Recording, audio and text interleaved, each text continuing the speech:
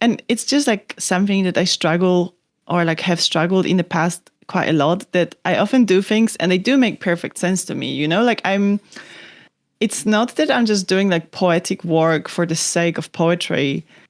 It's very clear to me that I'm talking about very like solid things, like things that, it's not just like,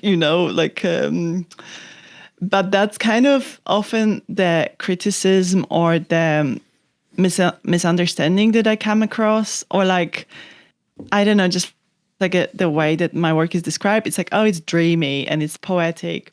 And at some point I started getting a bit annoyed with this,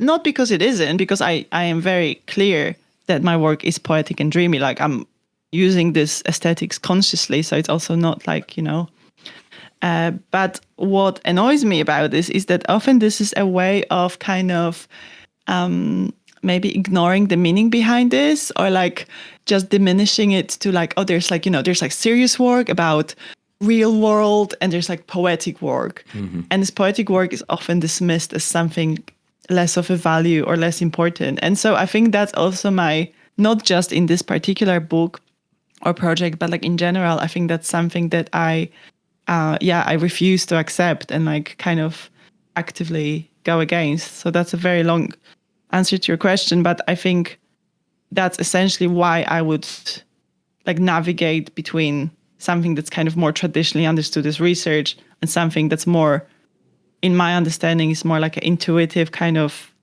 you name it, like artistic way of working. So I can then kind of, have kind of two things in one.